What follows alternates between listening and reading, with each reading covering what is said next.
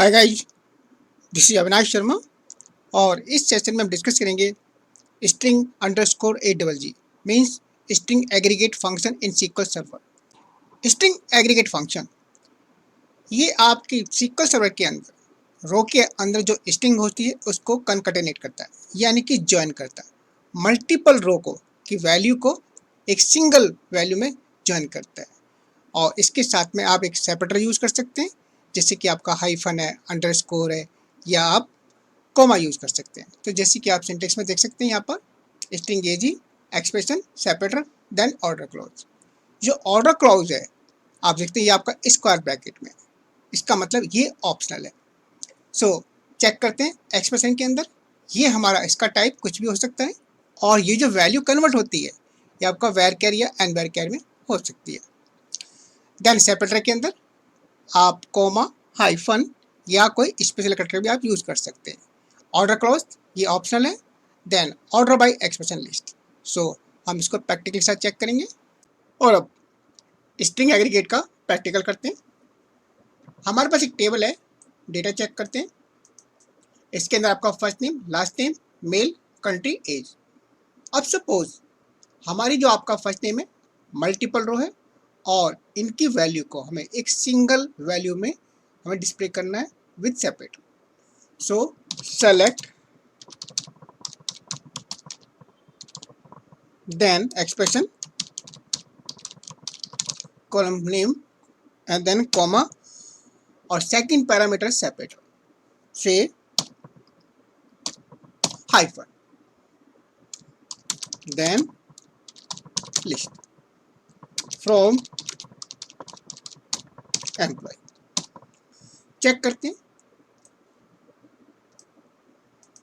सो यहाँ पर आप चेक देख सकते हैं जो हमारा फर्स्ट नेम है उसका आपका मल्टीपल रो से एक सिंगल वैल्यू कॉलम आपकी वैल्यू जनरेट हुई है और जो वैल्यू सेपरेटेड है वो आपकी हाइफन से।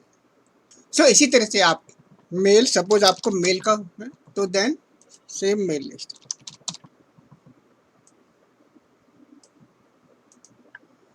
तो यानी किसी भी कॉलम की वैल्यू को आप जो है ज्वाइन कर सकते हैं एक सेपरेटर के साथ में एग्रीगेट फंक्शन से यूज करके। अब सपोज अगर आपको मल्टीपल कॉलम की वैल्यू को एग्रीगेट करना है, so string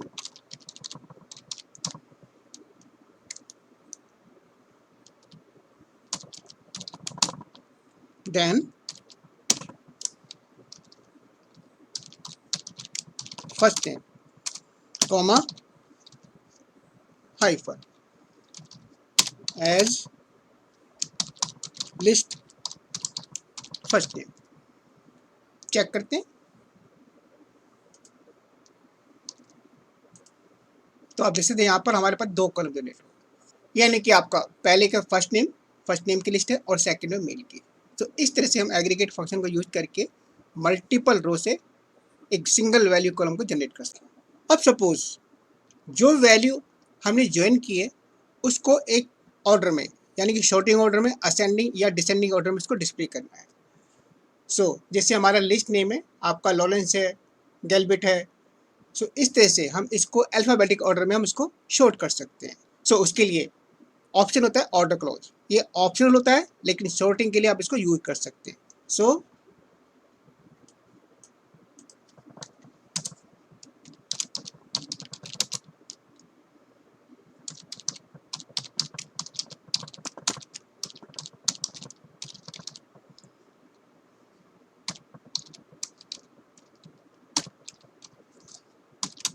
then within group syntax है और ब्रैकेट के अंदर देन ऑर्डर बाय से फर्स्ट नेम देन असेंडिंग और descending. So as list name from employ. So check करते हैं।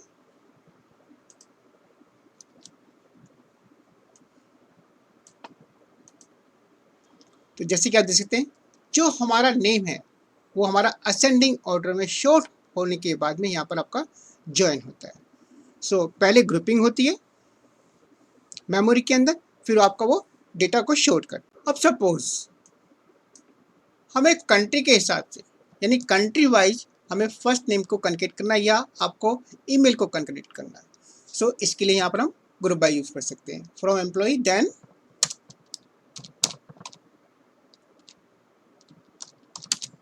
Group by country and then country. Check करते हैं तो आप देख सकते हैं आपका कंट्री वाइज आपकी जो फर्स्ट नेम है वो वैल्यू आपकी कन्केट होकर आपको यहाँ पर डिस्प्ले कर देगा। So guys, this was all about the string aggregate function in SQL Server. Thanks for watching the video.